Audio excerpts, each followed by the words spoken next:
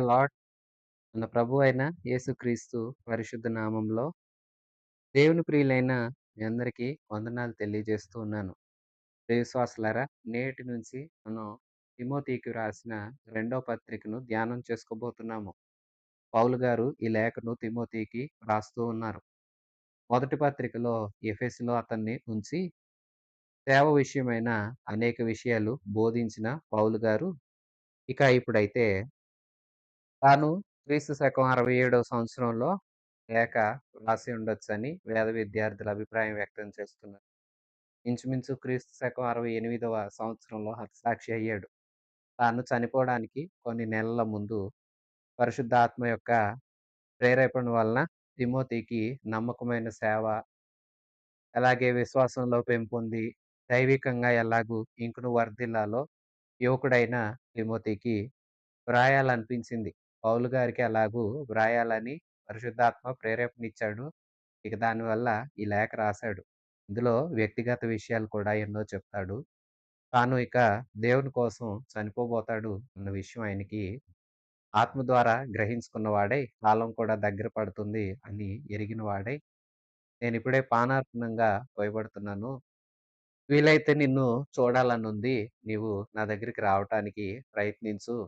ఇంకా నా సేవ ముగింపులోకొచ్చింది. అలాగే నేను మంచి పోరాటాన్నే పోరాడాను. నా కోసం మంచి కిరీటం ఉన్నదని కూడా నాకు విశ్వాసం ఉంది. నేను దేవుని దగ్గరకు వెళతాను. వెళ్ళినప్పుడు నీతిగల న్యాయాధిపతి అయిన నా ప్రభు నాకు ఉన్నతమైన బహుమానాలు ఇస్తారన్న నిరీక్షణ నాకుంది. ఈ లోకంలో తాను సేవ చేశాడు. చేసిన సేవ విషయంలో పౌలుకి తృప్తి కూడా ఉంది. అలాంటి సంతృప్తితోనూ, వ్యక్తిగతమైన విషయాలతోనూ, అలాగే తన కుమారుడు లాంటి ఆత్మీయ కుమారుడు తిమోతికి ఈ లేఖను మరింత ప్రోత్సాహకరంగా ఉండేటట్లుగా ఈ లేఖను రాస్తూ ఉన్నారు. అలాగని పౌలు చనిపోతాడని పౌలుకి భయమేమీ లేదు. నిరుత్సాహం కూడా లేదు. తృప్తిగానే ఉన్నాడు. చేసిన సేవ విషయంలో ఎంతో ఆనందం ఉంది. అవకాశం దేవుడు ఎంతకాలం కృప చూపించి బలమిస్తే అంతకాలం తాను ఇంకనూ పరిచర్య చేయడానికి కూడా సిద్ధమే. తాను కృంగిపోయేవాడేమీ కాడు. ప్రియ విశ్వాసులారా, ఈ లేఖను మనం జాగ్రత్తగా ధ్యానం చేసుకుందాము. తిమోతికి రాసిన రెండవ పత్రిక మొదటి అధ్యాయం మొదటి నుంచి. క్రీస్తు యేసునందున్న జీవమును గూర్చి వాగ్దానాన్ని బట్టి దేవుని చిత్తం వలన క్రీస్తు యేసు అపోస్తలుడైన పౌలు ప్రియకుమారుడగు తిమోతికి శుభమని చెప్పి రాయినది.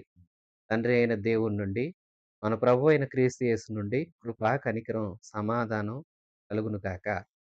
తిమోతికి నేను రాస్తున్నాను. క్రీస్తు యేసునందున్న జీవమును గురించి, జీవమును గూర్చిన వాగ్దానాన్ని బట్టి. క్రీస్తు యేసులో జీవం ఉంది.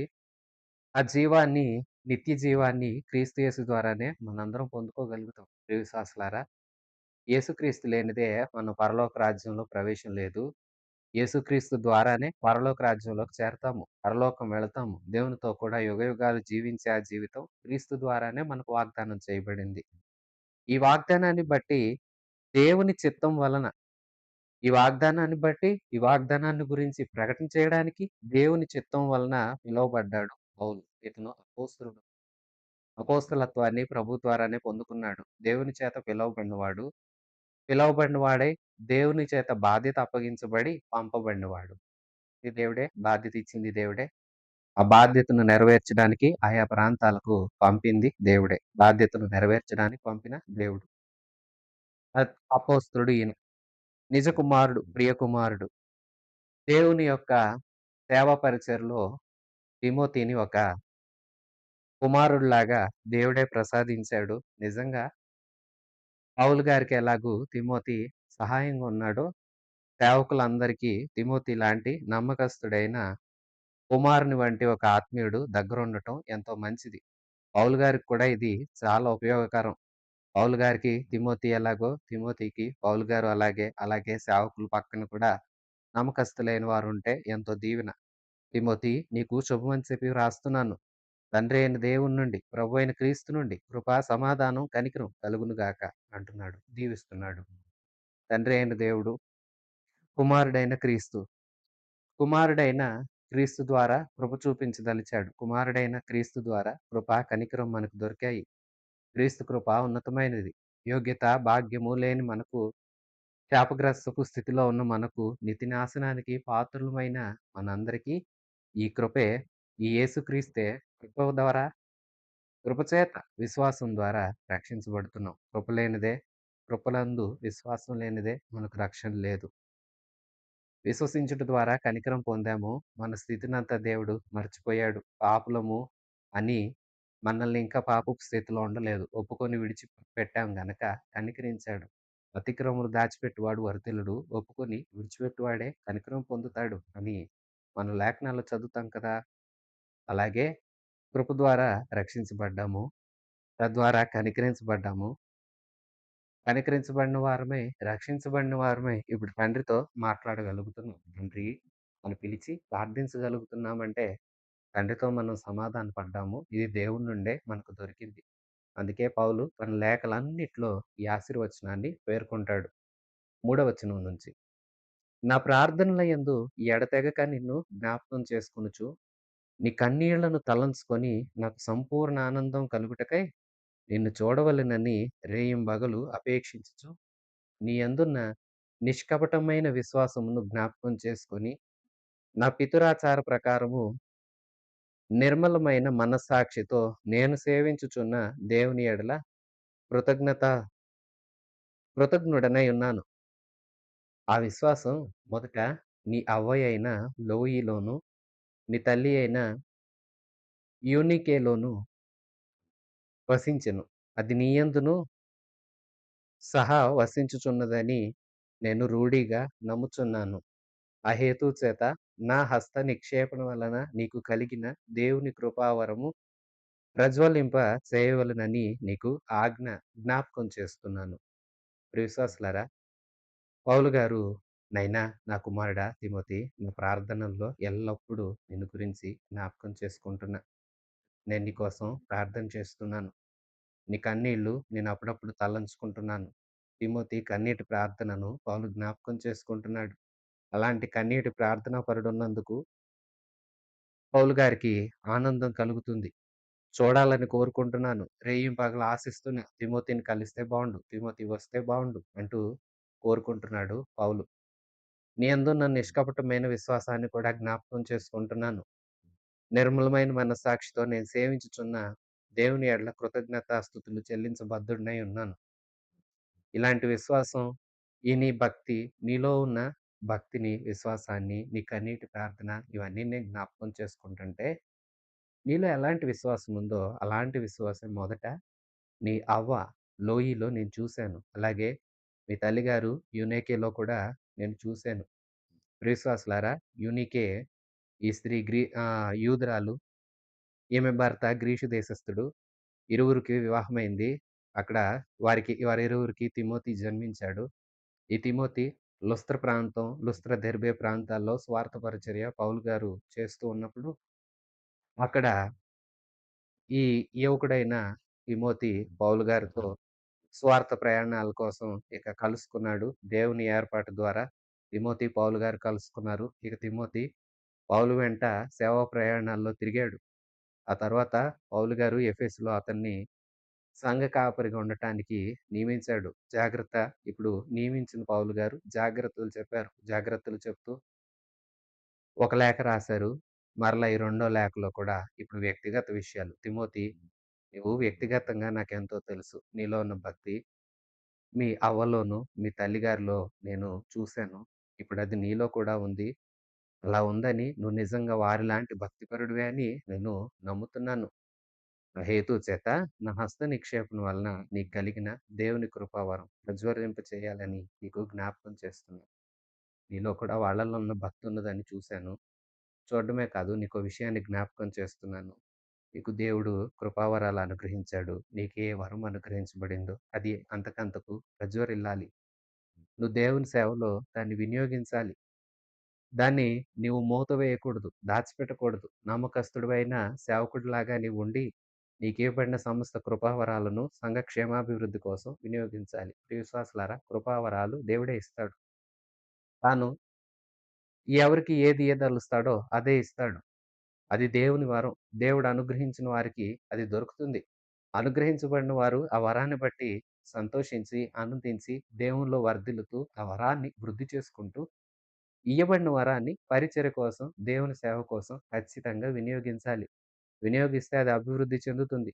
దేవుడు ఆ వరం ద్వారా ఎవరినైనా సరే వాడుకోగలుగుతాడు. ఎవరికి కృపావరం ఉందో, ఆ కృపావరం సంఘ పరిచర్య కోసం ఉపయోగపడితే, పొందుకున్న వ్యక్తికి దీవెన, ఇచ్చిన దేవుడు సంతోషిస్తాడు. ప్రియ విశ్వాసి, నీకే వరముంది? నీకు ఏ విషయంలో కృపనిచ్చాడు? నీకు ఈవేళ చూడండి, యవనస్తులకి ఎన్నో రకాల నైపుణ్యాలున్నాయి. సేవ పరిచర్య కోసం వాటిని వాడేవారు చాలా తక్కువ మందే. నీకున్న ఏ నైపుణ్యం దేవుడు నీకిచ్చాడో, నీకియ్యబడిన జ్ఞానంతో, నీకియ్యబడిన పరిధిలో, నీవున్న సేవా పరిచర్యలో నీకియ్యబడిందేదో ఆ తలాంతుని నీ దైవ పరిచర్య కోసం వాడు. తిమోతికి నాడు పౌలు జ్ఞాపకం చేస్తూ ఉన్నాడు. నైనా వాడాలి, నువ్వు దాన్ని వినియోగించాలని. ప్రియవిశ్వాసులారా, నేడు నేను కూడా మీతో చెప్పేదేంటంటే, మీరున్న పరిచర్యలలో మీకియ్యబడిన వరాన్ని వినియోగించండి. మీకు చక్కటి విద్యాభ్యాసం ఉండి, విద్యాభ్యాసం వల్ల చాలా రకాల పనులు మీరు చేయగలుగుతారా? అయితే మీకు వచ్చిన పని మీ పరిచయలో మీరు వెళుతున్న సంఘంలో ఏ ఏ దేనికైనా ఉపయోగపడుతదా? అలాగైతే మీరు మీ వంతు బాధ్యత నెరవేర్చండి. ప్రతి వారికి దేవుడు ఏదో ఒక వరం ఇస్తాడు. వ్యక్తిగతంగా కొన్ని నైపుణ్యాలొస్తాయి. అలాగే ఆత్మవరాలు కూడా కొన్నిస్తాడు. వ్యక్తిగత నైపుణ్యాలైనా సరే, అలాగే ఆత్మవరాలైనా సరే. దేవుని పరిచర్య కోసం వాడితే ఎంతో దీవెన. ప్రియ యవనస్తులారా, మీరు వెళుతున్న సంఘాలలో మీరు దీవెనకరంగా ఉండాలని నేను ఆశిస్తున్నాను. ప్రభువు మీకు అలాంటి కృప అనుగ్రహించును గాక. 7వ వచనం. దేవుడు మనకు శక్తియు, ప్రేమయు, ఇంద్రియ నిగ్రహము గల ఆత్మనే ఇచ్చెను గాని, పిరికితనము గల ఆత్మ ఇయ్యలేదు. కాబట్టి నీవు మన ప్రభు విషయమైన సాక్ష్యమును గూర్చి అయినను, ఆయన ఖైదీనైన నన్ను గూర్చి అయినను సిగ్గుపడక, దేవుని శక్తిని బట్టి సువార్త నిమిత్తమైన శ్రమానుభవంలో పాలువాడై ఉండు. తిమోతి, నువ్వు ఒకటి గుర్తుంచుకో. దేవుడు మనకి శక్తినిస్తున్నాడు. ప్రేమ ఇస్తున్నాడు. దేవుడు సర్వశక్తివంతుడు. తనలో ఉన్నవారికి మనకు కూడా ఆయన శక్తినిస్తాడు, బలాన్నిస్తాడు. దేవుడు ప్రేమామయుడు. ఆ ప్రేమ మన హృదయాల్లో కూడా ఉండేలాగా ఆయన కృప చూపుతున్నాడు. ఆ ప్రేమతో నింపబడు. దైవశక్తిని నీవందుకో. దేవుడు ఇంద్రియ నిగ్రహం గల ఆత్మనిచ్చాడు. పిరికి ఆత్మను ఇవ్వలేదు. నా కుమారుడా తిమోతి, ఆలోచించు. పిరికితనంతో వెనకంజ వేయకు. అతడు యువకుడు. తప్పిపోయే అవకాశాలు, తప్పిపోవడం అంటే పాపం చేయడం అలా అని కాదు గానీ, తాను యవ్వన వయసులో ఉన్నాడు గనక కొన్ని బాధ్యతల నుండి ఇది నాకెందుకులే అని తప్పించుకుంటాడేమో అలాగని. అలాగే యవ్వన వయసులో అందరూ తనకన్నా పెద్దోళ్ళున్నారని ఏమన్నా భయపడతాడేమో, ఒత్తిళ్ళ ప్రభావం వలన ఏమన్నా భయపడతాడేమో అని పౌలు స్పష్టంగా జ్ఞాపకం చేస్తున్నాడు. వింటున్న విశ్వాసులారా, మీరు కూడా జ్ఞాపకం ఉంచుకోనండి. దేవుడు ధైర్యపరిచేవాడే గాని, వీరికి ఆత్మనిచ్చేవాడు దేవుడు కాడు. పిరికితనాన్ని నూరిపోసేది సైతాను. పిరికితనపు ఆత్మ గలవారై ఉండకండి. ధైర్యంగా దేవుని పరిచర్య చేయండి. కొందరు సువార్త చెప్పడానికే భయపడిపోతారు. ప్రియ విశ్వాసి, నీవు నమ్మిన దేవుని గురించి నువ్వు చెప్పడానికి నీకు భయం ఎందుకు? కానీ సాతాను నిన్ను భయానికి గురిచేస్తాడు. ఎందుకంటే నీవు చెప్పే మాటలు శ్రేష్టమైనవైనప్పుడు అవి ఎదుటి వ్యక్తి విని మారిపోతాడేమో అన్న ఆలోచన సాతానుకుంటుంది గనక, వాడు నీ నోరు ముందే మూయటానికి నీకు పిరికితనాన్ని నూరిపోస్తాడు. నువ్వు చెప్తే వాళ్ళింటారా? అలాగే నువ్వు చెప్తే వాళ్ళు నీకు దూరమైపోతారేమో, నీ స్నేహం పాడైపోతుందేమో అంటూ పిరికితనాన్నిస్తాడు. ఓ తిమోతి, ఓ యువకులారా వినండి. తిమోతితో పౌలు గారు చెప్తున్నారు. నైనా దేవుడు శక్తినిచ్చే దేవుడు. బలహీనుడు కాడు. దేవుడు ప్రేమమయుడు, కఠినాత్ముడు కాడు. దేవుడు ఇంద్రియ నిగ్రహ ఆత్మనిచ్చాడు. నిగ్రహంగా ఉండగలిగే శక్తి మనకుంది. ప్రియ విశ్వాసులారా, కళ్ళను మనం స్వాధీనంలో ఉంచుకోగలుగుతాం. ఏది చూడాలో, ఏది చూడకూడదో దేవుడు మనకి శక్తినిచ్చాడు.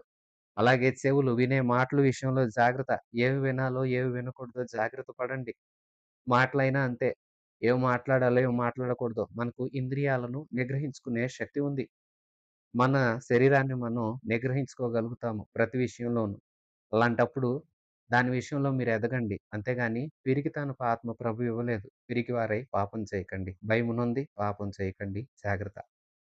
మీకు ఇయ్యబడిన వరాలు ప్రభు కృప కోసం వాడండి. తిమోతి, ధైర్యంగా ఉండు. సేవా పరిచర్య చెయ్యి. యువకులారా, యువతులారా, జ్ఞాపకం చేసుకోనండి. ధైర్యం వహించండి. దేవుడు శక్తివంతుడు. భయపడవద్దు. దేవుని పని చేయడానికి, దేవుని గురించి నలుగురికి చెప్పడానికి జంకవద్దు. నలుగురిలో ఎవరన్నా ప్రార్థన చేయమంటే భయపడకండి. ప్రార్థన చేయండి. వాక్యం చదవటానికి భయపడవద్దు. పాటలు పాడడానికి భయపడవద్దు. ఇయ్యబడిన ప్రతి వరము, ఇయ్యబడిన ప్రతి యొక్క కృప, ప్రతి విధమైన ఆశీర్వాదం, ప్రతి విధమైన నిపుణత అన్నీ దేవుని పరిచర్యలో నేను ధైర్యంగా వాడాలి. వెనక్కి వెళ్ళకూడదు. ఎవరైనా ఏమన్నా అనుకుంటారేమో అదంతా వద్దు. దేవుడు పిరికి ఆత్మనివ్వలేదు. ధైర్యపరిచే ఆత్మనిచ్చాడు. కాబట్టి శక్తివంతులముగా మనం ఉండాలి. కాబట్టి నీవు ప్రభువైన యేసుక్రీస్తు సాక్ష్యాన్ని గురించి, అలాగే ఖైదీనైన నన్ను గురించి సిగ్గుపడొద్దు. అమ్మో! పౌలు గారే జైల్‌లో ఉన్నారు. అమ్మో! నేను యవ్వనస్తుడిని అని నువ్వు సిగ్గుపడొద్దు, భయపడొద్దు. యేసుక్రీస్తుని గురించి చెప్పడానికి సిగ్గుపడొద్దు. యేసుక్రీస్తుకి సాక్షిగా ఉండు. ఖైదీనైన నన్ను గురించి కూడా నీవు ఆటంకపడాల్సిన అవసరం లేదు. చిన్నబుచ్చుకోవాల్సిన అవసరం లేదు. పౌలు గారు అంతటోళ్ళే జైల్‌లో ఉన్నారు. నేనేంటి అనుకోవద్దు. లేదా ఎన్ని చేసినా పౌలు గారే జైల్‌లో ఉన్నారుగా. ఇలాంటి వ్యర్థమైన ఆలోచనలు నీలో రానివ్వద్దు. దేవుని శక్తిని బట్టి సువార్త నిమిత్తమై శ్రమానుభవంలో పాలువాడివై ఉండు. అంటే శ్రమొచ్చినా దాన్ని ఓర్చుకో. దాన్ని చూసి పారిపోమాక. యేసుక్రీస్తుకే శ్రమ రాలేదా? ఇప్పుడు ఖైదీగా ఉన్నాను నేను. నేను పౌలుని. నాకే శ్రమ రాలేదా? నీకు వస్తదేమో అని భయపడిపోమాక. శ్రమలకు నీవేం భయపడి పారిపోవాల్సిన అవసరం లేదు. దేవుడు అనుమతించిన ప్రతి పరిస్థితిని మనం ఎదుర్కోవాల్సిన అవసరత ఉంది. ప్రియ విశ్వాసులారా, అయితే వినండి. కోరి అపరాధాలు చేసి తద్వారా శిక్ష తెచ్చుకోకండి. ఈ విషయాన్ని మాత్రం జ్ఞాపకం ఉంచుకోనండి. క్రీస్తును అనుసరిస్తూ ఉండగా, క్రీస్తు సేవ పరిచర్య చేస్తూ ఉండగా శ్రమలొస్తాయా తిమోతి? అయితే జాగ్రత్త. నీవు శ్రమలొచ్చాయని ఏమాత్రము కృంగిపోకుండా ధైర్యంగా ఉండు అని పౌలు గారు చెప్తున్నారు. 9వ వచనం.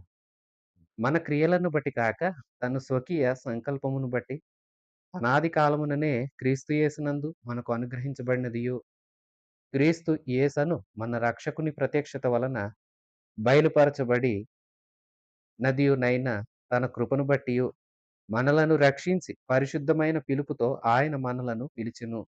ఆ క్రీస్తు యేసు మరణము నిరర్ధకం చేసి జీవమును, అక్షయతను సువార్త వలన వెలుగులోనికి తెచ్చెను. ఆ సువార్త విషయంలో నేను ప్రకటించువాడుగాను, అపోస్తలుడుగాను, బోధకుడుగా నియమించబడ్డాను. ఆ హేతువు చేత ఈ శ్రమలను అనుభవించుచున్నాను గాని, నేను నమ్మిన వానిని ఎరుగుదును గనుక సిగ్గుపడను. నేను ఆయనకు అప్ప ఆయ నేను ఆయనకు అప్పగించిన దాన్ని రాబోచున్న ఆ దినమునకు ఆయన కాపాడగలడని రూఢిగా నమ్ముచున్నాను. క్రీస్తు యేసు నందుంచవలసిన విశ్వాస ప్రేమలు కలిగిన వాడవై నీవు నా వలన వినిన హితవాక్య ప్రమాణమును గైకొనుము. తిమోతితో ఇంకా పౌలు గారు ఏం చెప్తున్నారంటే, యేసుక్రీస్తనే మన రక్షకుడు మన కోసం ప్రత్యక్షం పరచబడ్డాడు. ఆదికాండం నుంచి మలాకీ గ్రంథం వరకు మనం చూస్తే యేసుక్రీస్తు ప్రవచనాల ద్వారానే కొన్ని విషయాలు మాత్రమే క్రీస్తుని గురించి ప్రస్తావించబడ్డాయి. అంతేగాని క్రీస్తు యొక్క నిజ వెలుగు అందరూ చూడలేదు. కృత నిబంధనలో సంఘమై ఉన్న మనకు ఈ క్రీస్తుని గురించిన సంపూర్ణ ప్రత్యక్షత కలిగింది. ఈ యేసుక్రీస్తు నరావతారిగా మన కోసం వచ్చాడు. తన మహిమను విడిచిపెట్టాడు. ఆయన దేవుడే. అయినా దీనుడిగా, నరుడుగా మన కోసం జన్మించాడు. మనకై జీవించి, శ్రమను అనుభవించి, మరణించి, తన రక్తం చిందించాడు, మరణించాడు, సమాధి చేయబడ్డాడు. మూడో దినాన మృత్యుంజయుడై తిరిగి లేచాడు. లేచిన దేవుడు తన వారైన వారికి కొందరికి కనపడ్డాడు. కనపడిన తర్వాత తండ్రి యొద్దకు వెళ్ళాడు. వెళుతూ ఆజ్ఞాపించాడు. పరిశుద్ధాత్మను అనుగ్రహించాడు. తన సేవకుల్ని నాటి నుండి నేటి వరకు నియమించుకొని తన పరిచర్య జరిగిస్తూ ఉన్నాడు. ఆయనే మనందరినీ పరిశుద్ధమైన పిలుపుతో పిలిచాడు. దేనికోసం? యేసుక్రీస్తు వచ్చింది ఎందుకోసం? పాపాల నుంచి మనల్ని విడిపించాలని. విడవ పాపం నుంచి విడిపించబడిన వారమై మన రాజ్యంలో ఉండాలని కదా! అందుకోసమే యేసొచ్చాడు. వచ్చిన యేసు నిన్ను, నన్ను పరిశుద్ధమైన పిలుపుతో పిలిచాడు. ఈ క్రీస్తు యొక్క మరణం నిరర్ధకం చేసి, జీవాన్ని అక్షయతను సువార్త వలన వెలుగులోనికి తెచ్చాడు. మరణాన్ని నిరర్ధకం చేశాడు. మరణపు ముల్లును విరిచాడు. మరణపు ప్రభుత్వాన్ని కొట్టివేశాడు. శాపాన్ని, పాపాన్ని తొలగించాడు. తొలగించిన వాడే జీవాన్ని, అక్షయతను అంటే క్షయం కాదు. ఇక యుగయుగాలు ఉండే యొక్క అక్షయత, జీవాన్ని, సువార్త వలన వెలుగులోనికి తెచ్చాడు. ఇప్పుడు క్రీస్తు సువార్త ద్వారా జీవమేంటో, అక్షయతేంటో, ఆ సువార్త యందు విశ్వాసముంచి, క్రీస్తుని విశ్వసించి, తమ సొంత రక్షకుడిగా అంగీకరించి, పరిశుద్ధులుగా జీవిస్తూ, ఎవరైతే ఆయన కోసం ఎదురు చూస్తున్నారో, వారు జీవమును, అక్షయతను పొందుకుంటారు. ఆ సువార్త విషయంలో ఏది ఈ క్రీస్తు వచ్చాడని, వచ్చిన దేవుడు ఎలాగ మరణించాడు, ఎలాగ తిరిగి లేచాడు, ఎలా మన కోసం జీవాన్ని, అక్షయతను దాచి ఉంచాడు, ఎలాగ మనందరికి ఒక నిత్య జీవాన్ని, ఒక ఉన్నతమైన రాజ్యాన్ని వాగ్దానం చేశాడు, ఎలాగ మనందరిని త్వరలో తీసుకువెళ్ళడానికి రాబోతున్నాడు. ఆ విషయాలన్నీ సువార్తగా ప్రకటించడానికి నన్ను అపోస్తలుడిగా, బోధకుడిగా ప్రభువు నియమించాడు. నేను అందుకోసం నియమించబడ్డాను. ఆ హేతువు చేత ఈ శ్రమను అనుభవిస్తున్నా. దేవుడు ఇయ్యబోయే ఉన్నతమైన కృప ముందు ఈవేళ ఉన్న శ్రమలు అల్పమైనవి. ఈ క్రీస్తు ఇయ్యబోయేది గొప్పది కాబట్టి, ఈ క్రీస్తుని నేను ప్రకటిస్తున్నాను. ప్రకటిస్తూ ఉంటే అందరూ నమ్మరు కదా! మనం చెప్పేది అందరూ నమ్మాలని ఏముందండి? అందరూ నమ్మరు కదా! అందరూ నమ్మట్లేదు. నమ్మనందువల్లనే నాకు శ్రమలు ఎదురయ్యాయి. ఎదురైనంత మాత్రాన తిమోతి నేనొక విషయం చెప్పనా? నేను ఎవరిని నమ్మానో ఆయనేంటో నాకు తెలుసు. తెలుసు కాబట్టి సిగ్గుపడను. ఏంటండి క్రీస్తుని ఆరాధిస్తున్నందుకు ఎందరో ఎన్నో మాటలంటారు. కొందరేం చేస్తారంటే, అమ్మో! యేసయ్య భక్తులని తెలిస్తే ఎవరన్నా తప్పుగా అనుకుంటారేమో అని మందిరానికెళ్ళేటప్పుడు బైబిల్ గ్రంథాన్ని చేత పట్టుకొని వెళ్ళడానికి కూడా సిగ్గుపడిపోతారు. అలా నేను సిగ్గుపడేవాడిని కాను. నేను యేసుక్రీస్తుని దాచిపెట్టేవాడిని కాను. ఆయనేంటో నాకు తెలుసు. ఆయనెవరో నాకు తెలుసు. ఆయన దేన్ని దయచేస్తాడో నాకు తెలుసు. కాబట్టి నేనిప్పుడు సేవా పరిచర్య చేసి ఏది ఆయన చేతికి అప్పగించానో దాన్నాయన ఆ దినం వరకు కూడా అంటే యేసుక్రీస్తు రాకడ వరకు కూడా కాపాడతాడని, కాపాడగలడని రూఢిగా నేను నమ్ముకుంటున్నాను. ఆయన్ని నమ్మాను. నాకాయనేంటో తెలుసు.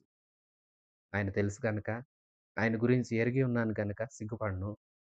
నేను చేసిన సేవా పరిచర్య వృధా కాదని, నేను సంపాదించిన ఆత్మలు దేవుడు కాపాడతాడని నాకు నమ్మకం ఉంది. తిమోతి అందుకోసం నేను ప్రయాసపడుతున్నా. నీవు కూడా ఇలాగే ముందుకు సాగు. 13వ వచనం. క్రీస్తు యేసునందు ఉంచవలసిన విశ్వాస ప్రేమలు కలిగిన వాడవై నీవు నా వలన వినిన హితవాక్య ప్రమాణమును గైకొనుము. క్రీస్తు యేసునందు ఉంచవలసిన విశ్వాసాన్ని, ప్రేమను వదలకు. దేవుని విశ్వసించు. దైవ ప్రేమ కలిగి ఉండు. దేవుణ్ణి ప్రేమించు. దేవుని ప్రేమ నీలో నింపుకొని ఇతరులు కూడా ప్రేమించు. వీటిని వదిలేయకు. నా వలన వినిన హితవాక్యం. హితవాక్యం అంటే ఆరోగ్యకరమైన లేదా మంచి మాట అని అర్థం వస్తుంది. ఈ మాటల్ని గైకొను అంటే తల వంచు, చెవియొగ్గు, వాటిని స్వీకరించు.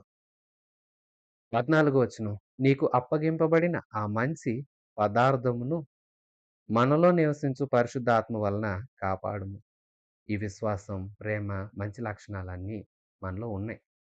దేవుని ద్వారా పొందుకోగలిగాం. పొందుకున్న వీటిని పోగొట్టుకోకూడదు. విశ్వాసులారా, ఆరంభంలో కొందరు విశ్వాసులు యేసుక్రీస్తు గురించి సువార్త వినగానే రక్షణ పొందుతారు. మాకు యేసయ్య గురించి మేము తెలుసుకున్నామండి. యేసయ్యని మేము నమ్ముతున్నామండి. జీవం కలిగిన యేసులోనే మేము ఉంటామండి అని వస్తారా? బాప్తిస్మం కూడా పొందుతారా? అయితే వినండి. వారేంటంటే వారిలో ఆనాడు మనసు మారింది. మారింది కాబట్టే క్రీస్తుని అంగీకరించారు.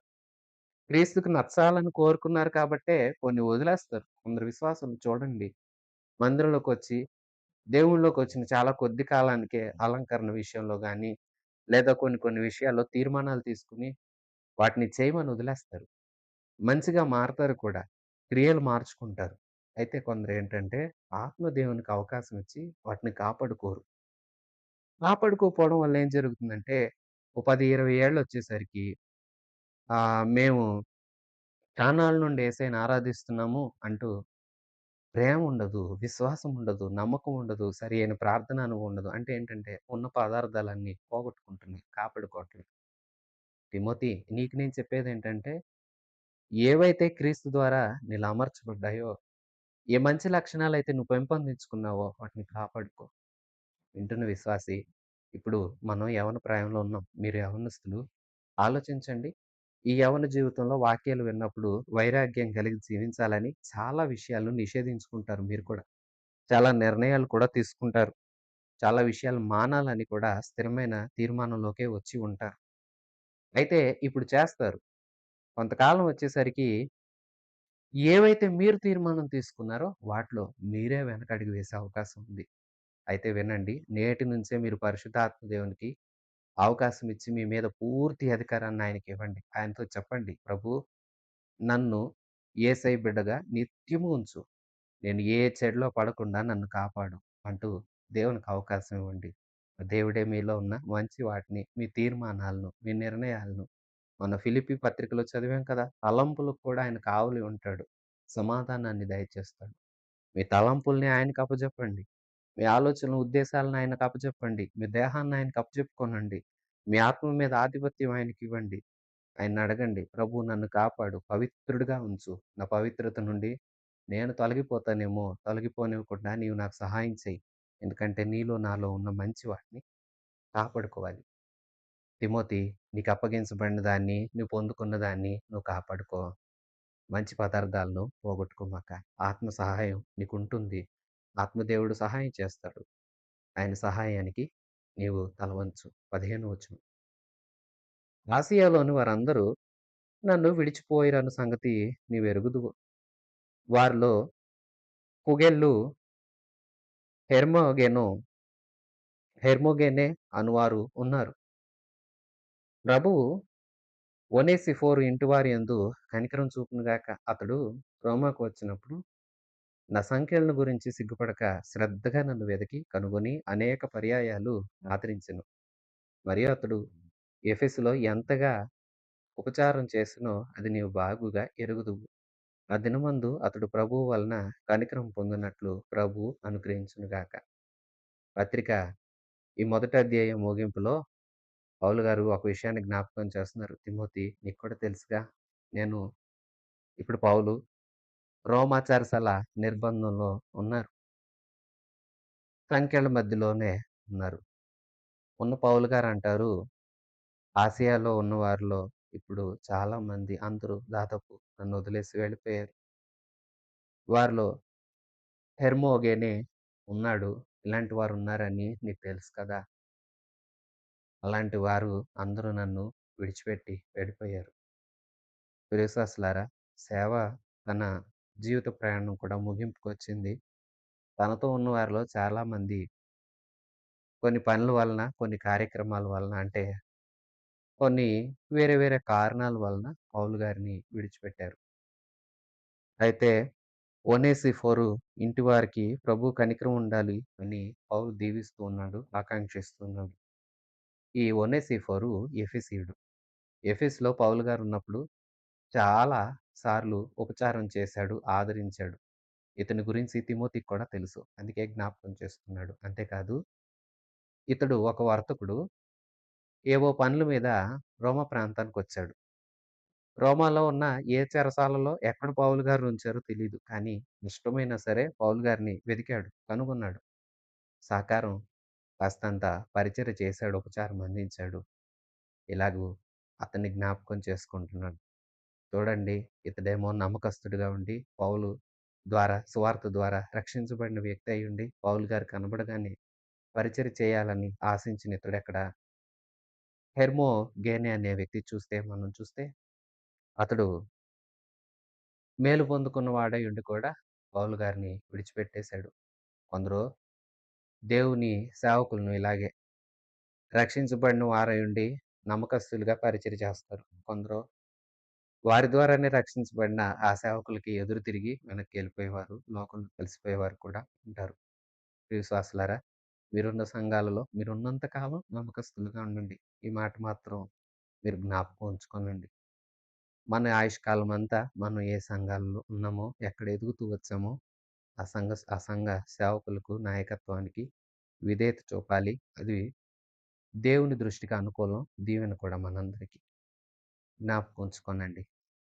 తన ఆత్మీయ కుమారుడైన తిమోతికి పౌలు రాస్తున్న లేఖ. తిమోతి, నిన్ను జ్ఞాపకం చేసుకుంటే ఆనందంగా ఉంది. నిన్ను చూడాలనుంది. విశ్వాసి. అంతేకాదు ఇంకా అంటాడు, తిమోతి, నీలో ఉన్న భక్తి, విశ్వాసం, ప్రేమ, ఇలాంటి మంచి లక్షణాలన్నీ నేను మొదట మీ అవ్వలో చూశాను, మీ తల్లిగారిలో చూసా. ఇప్పుడు అవి నీలో ఉన్నాయని కూడా నాకు నమ్మకంగా ఉంది. నీ కన్నీళ్లు జ్ఞాపకం వస్తున్నాయి. నువ్వు కన్నీటి ప్రార్థన చేసేవాడివి. నిన్ను తలుచుకుంటే చాలా సంతోషం. నిన్ను గురించి దేవునికి కృతజ్ఞతాస్తుతులు చెప్పు ప్రార్థన చేస్తున్నాను. చూసారా విశ్వాసులారా, మీరు సంఘాలకు వెళుతున్నారే, ఆ సంఘంలో ఉన్న సేవకులు కూడా మిమ్మల్ని గురించి ఇలాంటి మంచి మాటలు పలుకుతున్నారా? అలాంటి మంచి సాక్ష్యం మీకుందా? ఉంటే వినండి. ఉన్నదని పొంగిపోకండి. దాన్నలాగే కాపాడుకోనండి. అంతేకాదు తిమోతి, దేవుని పరిశుద్ధమైన పిలుపుతో పిలువబడ్డావు నీవు. సిగ్గుపడకు. అలాగే భయపడకు. పిరికి ఆత్మను దేవుడివ్వలేదు. ధైర్యంగా నిలిచే ఆత్మనిచ్చాడు. నిగ్రహించుకునే నిగ్రహ శక్తినిచ్చాడు. పాపాన్ని జయించు. ఏ పాపం నీలో రానివ్వకు. జాగ్రత్త. లోకానికి మొగ్గు చూపకు. ఏ విధమైన చెడ్డ ఆశ కలగనివ్వకు. ఏ విధమైన ప్రలోభాలకు, శోధనలకు గురికాకు. దేవుడు ధైర్యం ఇచ్చే ఆత్మనిచ్చాడు. కాబట్టి సిగ్గుపడకుండా ధైర్యంగా ప్రకటించు. యేసుక్రీస్తు శ్రమను జ్ఞాపకం చేసుకో. ఇప్పుడు యేసుక్రీస్తు సువార్త కోసం అపోస్తలుడిగా, బోధకుడిగా పిలువబడ్డ నేను కూడా శ్రమలోనే ఉన్నా. అయినా సిగ్గుపడకు. అవసరమైతే శ్రమలో నీవు కూడా పాలిభాగస్తుడిగా ఉండు. అంతేగాని శ్రమను చూచి దాగమాక, పారిపోమాక. ధైర్యంగా ఉండు. సువార్త చెప్పు. నీకు ఏ మంచి పదార్థాలు, ఏ మంచి విలువలు దేవుడు నీలో ఉంచాడో, ఏవి నువ్వు కలిగి ఉన్నావో, ఇప్పటి వరకు ఏ విషయాల్లో నేను నిన్ను మెచ్చుకున్నానో, అవన్నీ పరిశుద్ధాత్మ వలన కాపాడుకో, పోగొట్టుకోమాకు. కొందరైతే విడిచి వెళ్ళిపోయారు. నీకు తెలుసు కదా! కొందరైతే నాకెంతో పరిచర్య చేశారు. పరిచర్య చేసిన వారు కూడా నీకు తెలుసు కదా! వాళ్ళకి దీవెన కలగాలని కోరుకుంటున్నా. ఇంకా అనేకమైన విషయాలు తర్వాత అధ్యాయాల్లో పౌలు గారు తిమోతితో రాస్తూ ఉన్నాడు. విశ్వాసులారా, అధ్యాయం విన్నారు కదా! ఆలోచించండి. మీకు సాక్ష్యం మీ సేవకుల దగ్గర ఎలా ఉంది? మంచి సాక్ష్యం మీకున్నదా? మంచి సాక్ష్యాన్ని మీరు కలిగి ఉన్నారా? నమ్మకస్తులుగా ఉండండి. మీ పైనున్న సేవకులు మిమ్మల్ని గురించి మంచి సాక్ష్యం పలకాలి. అలాగే మీకియ్యబడిన వాటిని కాపాడుకోనండి. పోగొట్టుకోకండి. మీ కృపావరాలు పరిచర్య కోసం వినియోగించండి. దాచిపెట్టకండి. అలాగే సిగ్గుపడొద్దు. ధైర్యంగా నిలవండి. సువార్త చెప్పండి. భయపడొద్దు. పిరికివారుగా ఉండకూడదు. దేవుడు ధైర్యాన్నిచ్చే ఆత్మనిచ్చాడు గానీ, పిరికి ఆత్మనివ్వలేదు. పాపం జోలికి పోకండి. నిగ్రహించుకొనండి. యోబు అంటారు, "నా కన్నులతో నేను నిబంధన చేసుకున్నాను. నా మనస్సాక్షిలో నేను తీర్మానం తీసుకుని కన్నులతో నిబంధన చేసుకున్నాడు." షద్రక్, మేషక్, అబేద్నెగో, దానియేలు చూడండి. మనసులో తీర్మానం చేసుకున్నారు. అలాగే మనం కూడా మన అవయవాల విషయంలో వాటిని చెడుకు కాదు, మంచికి వాడే విషయంలోనే తీర్మానాలు తీసుకొని, మనం మంచి వారముగా ముందుకు సాగాలి. సేవకులకు అండగా ఉండేవారుగా ఉన్నారా? విడిచి వెళ్ళిపోయి బాధను కలిగించేవారుగా ఉన్నారా? మీరేమై ఉన్నారో ఒకసారి మిమ్మల్ని మీరు ఆలోచించుకోనండి. తన పరిశుద్ధ పిలుపుతో మనల్ని పిలిచిన ప్రభువైన యేసుక్రీస్తు రాకడ వరకు కూడా మనం నమ్మకస్తులంగా ఉండాలి. మన ప్రభువు అలాంటి కృప మనందరికి అనుగ్రహించును గాక. ఆమేన్. మన ప్రభువైన యేసయ్య కృప, తండ్రి అయిన దేవుని పరమ ప్రేమ, పరిశుద్ధాత్మ దేవుని సన్నిధి సహవాసం మనందరికీ సదాకాలం తోడై ఉండి నడిపించును గాక. ఆమేన్. God bless you.